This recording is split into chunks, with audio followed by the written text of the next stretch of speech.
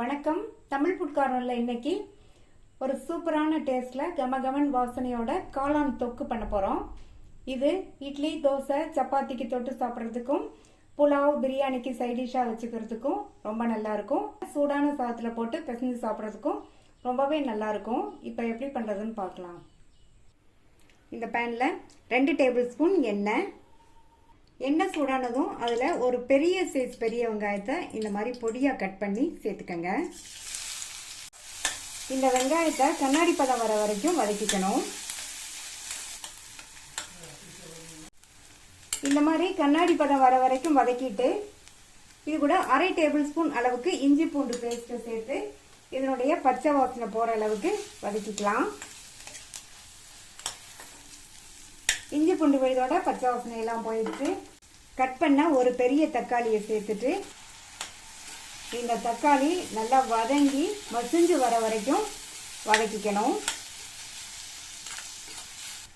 தக்காளி எல்லாம் இந்த மாதிரி மசிஞ்சதுக்கு அப்புறமா அது கூட 1/4 டீஸ்பூன் மஞ்சள் தூள், 1 டேபிள் ஸ்பூன் தனி மிளகாத்தூள், 1/2 டேபிள் ஸ்பூன் கொத்தமல்லி தூள், 1/2 டீஸ்பூன் மிளகுத்தூள், தேவையான அளவு உப்பு. நான் 300 கிராம் மஷ்ரூம் க்ளீன் பண்ணி வச்சிருக்கேன்.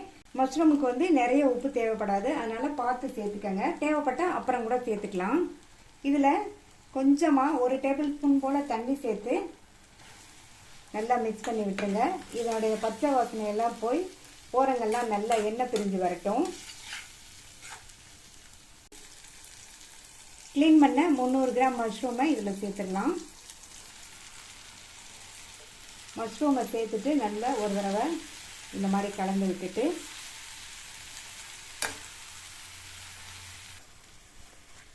நல்லா ஒன்றா மிக்ஸ் பண்ணி விட்டாச்சு. மூடி வச்சிடலாம்.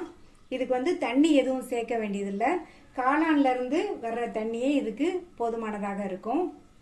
இப்போ 4 நிமிஷம் ஆச்சு, திறந்து பார்க்கலாம். பாருங்க, நம்ம தண்ணி எதுவுமே சேர்க்கலை. காளான்லேருந்து எவ்வளவு தண்ணி வந்திருக்கு. அதே மாதிரி காளான் நம்ம சேர்க்கும் போது இருந்ததை விட இப்போ சுருங்கி சைஸ் கொஞ்சம் சின்னதாக இருக்கு. இப்போ மறுபடியும் மூடி வச்சிடலாம். இந்த காளான் மசாலாவோடு சேர்ந்து நல்லா வெந்து தொக்கு பதத்துக்கு வரட்டும். இப்போ மறுபடியும் 3 நிமிஷம் ஆயிடுச்சு. டோட்டலாக 7 நிமிஷம் ஆயிருக்கு. காளான் 7லேருந்து 8 நிமிஷத்துக்குள்ளேயே நல்லா வெந்துடும். அதுக்கு மேலேயும் வேக விடக்கூடாது.